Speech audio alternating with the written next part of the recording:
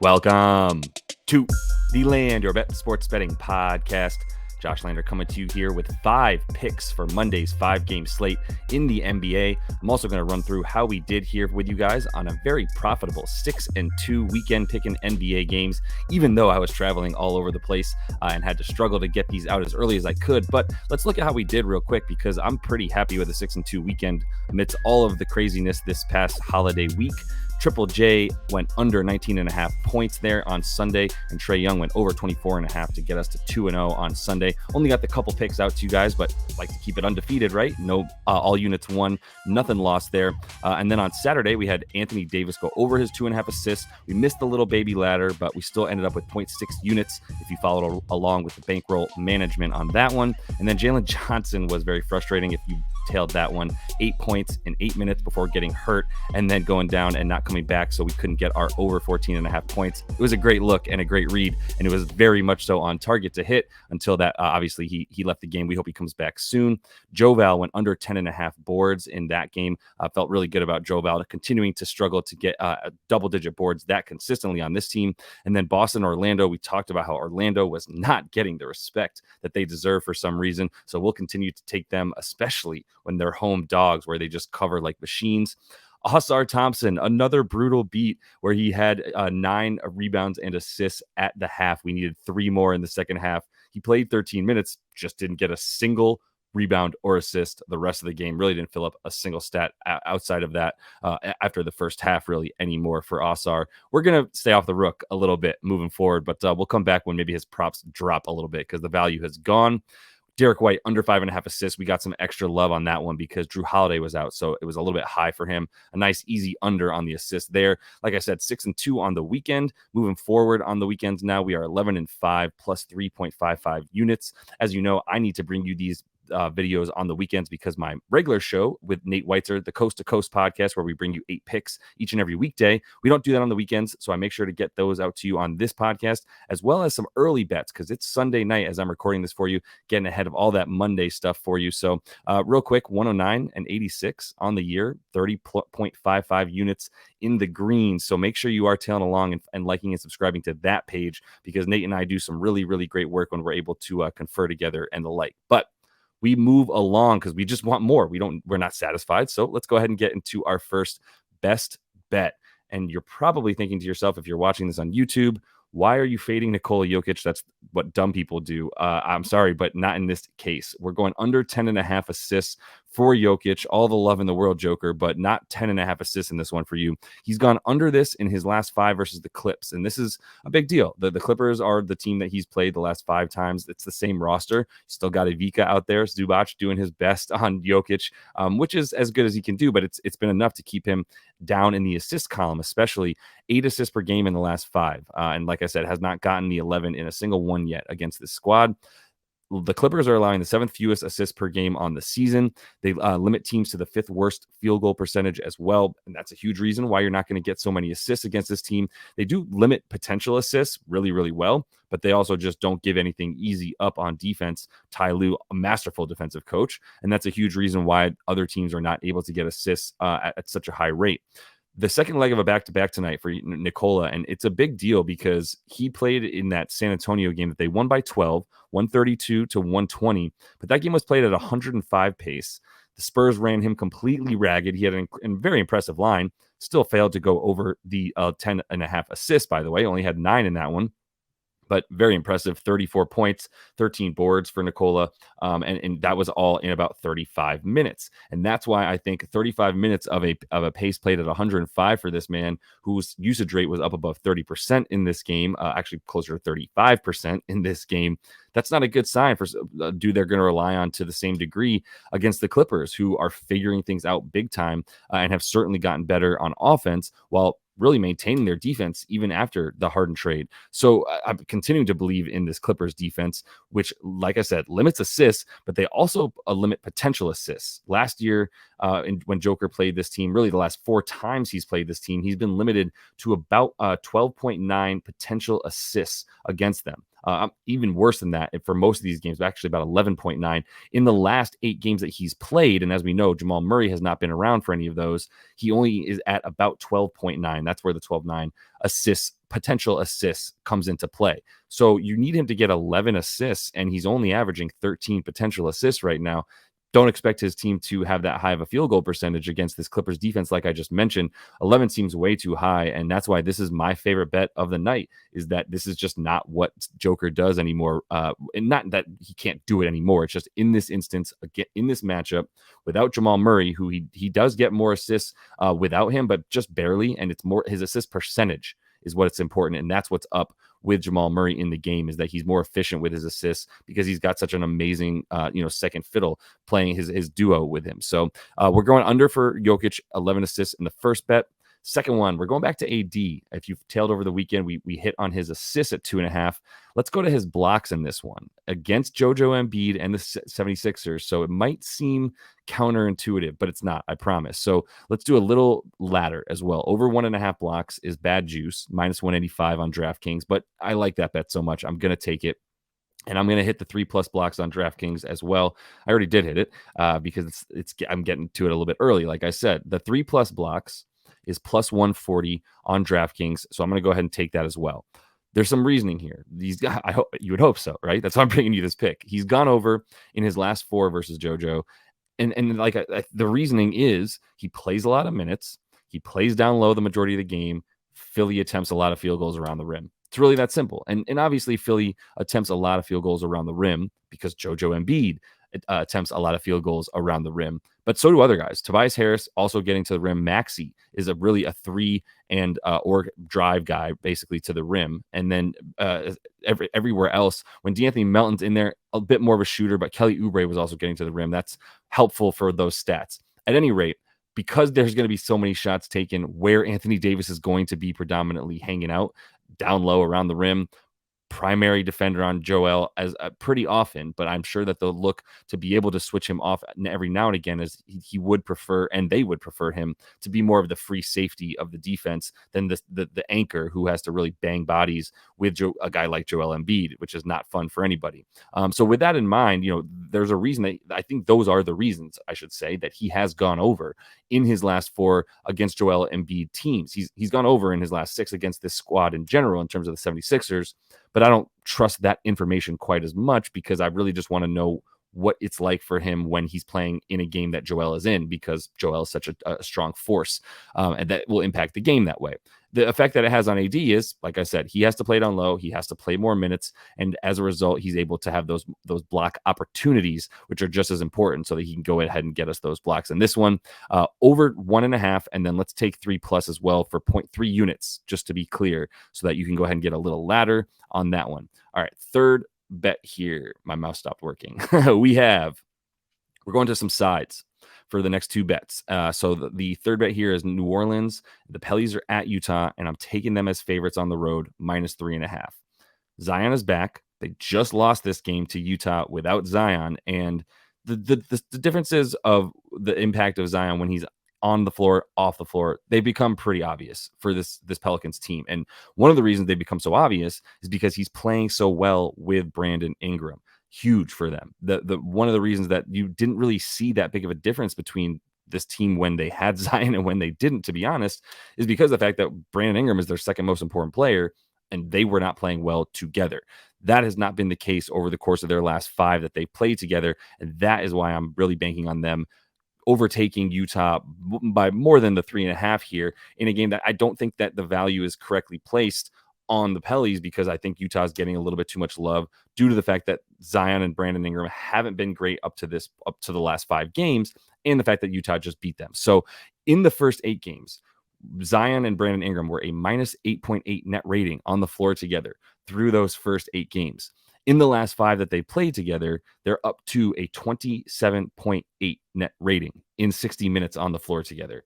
That's really good, man. I mean, that is such a crazy difference from what it was, that you can tell the spacing is better. You can tell the offensive rating is way higher, up at about 119 as opposed to the 108 offensive rating that you were seeing from them over the course of the first 8 games. So all these numbers, you see how much Utah struggles versus these 2 positions specifically. They do not have good defenders at power forward or small forward. As you probably know, Walker Kessler is their center, back healthy probably still not good for more than 25 minutes as he's still, working his way back from injury.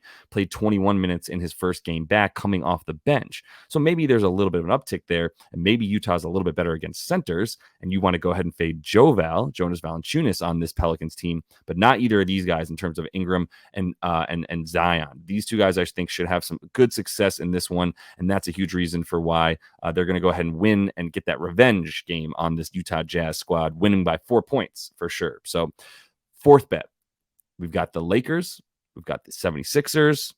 I'm going with the 76ers. They're at home. The spread is -4.5 for them. I'm putting 0.7 units on this one. It's my fourth favorite bet for a reason. And to be honest, I kind of like the fifth one better than it, but we'll get into that in 1 second. Either way, 0.7 units, it's still a good look in this one for Maxey and Embiid to be able to take on the Lake show here. So Philly, just really nice at home, man. It's been that way since last season. If you want to take their home record all the way back to last year, we're now at 35-15. They are 6-3 this year with a 7.2 net rating, a 54% rebound percentage overall, which is huge. That's top 5 in the league at home.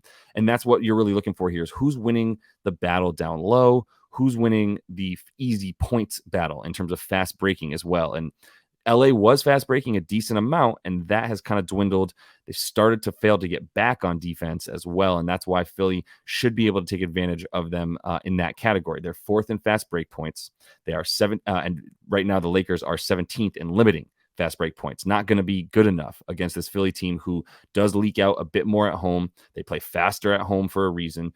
They want to keep that transition pace going when they've got the crowd momentum and stuff, and really set up a lot of transition threes. It's a lot of either Maxey and Tobias Harris going all the way to the rim or setting guys up for transition threes like a DeAnthony Melton or themselves and each other.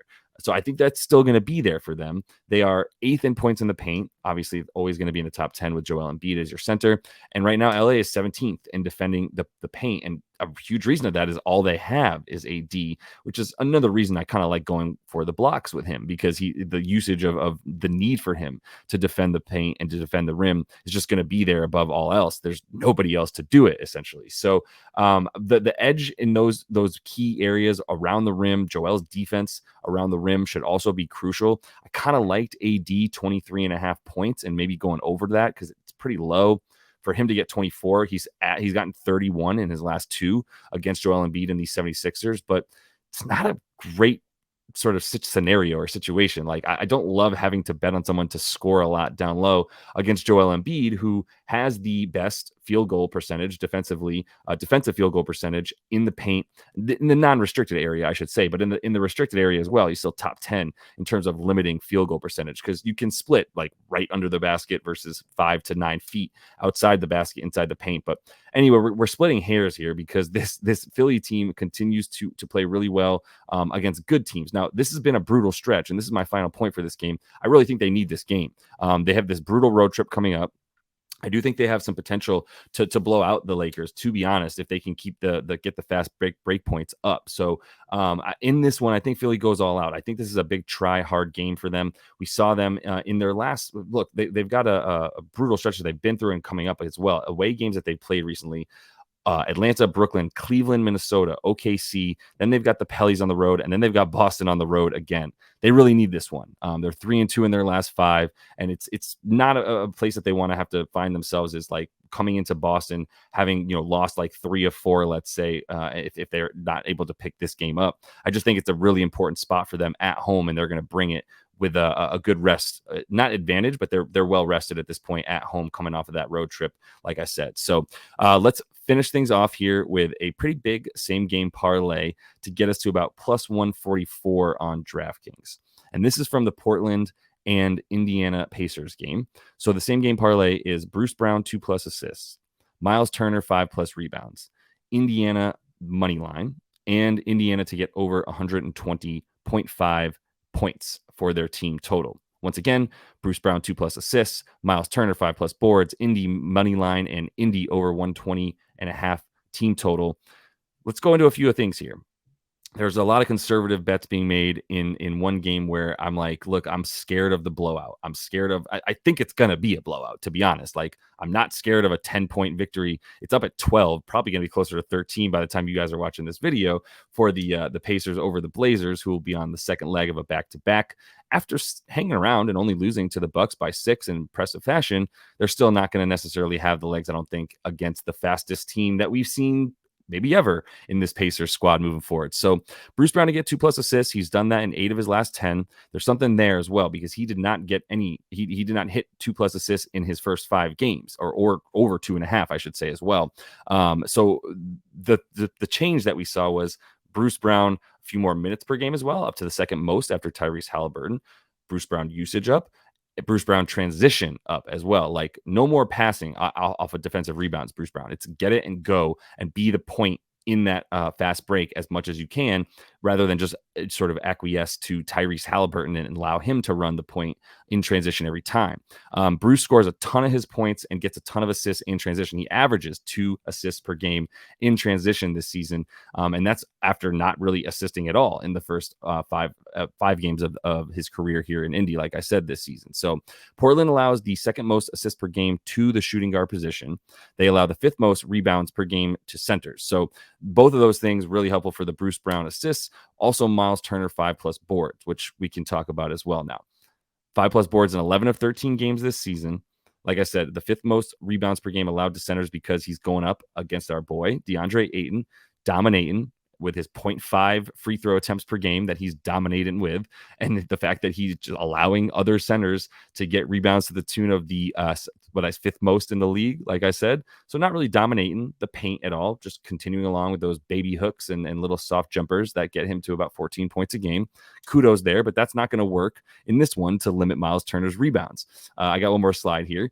Indiana is going to own this team in transition. So all of these things, like Turner rebounds, good. The 5, I'm good with it. It's at 7.5. I wanted to dumb it down because I don't even know if he's going to play much in the 4th quarter if this thing's as out of control as I think it will be. The reason I think it's going to be so out of control, the transition battle. It's just going to be a bloodbath, essentially, for Indiana in this one against the worst transition defense in the league in Portland.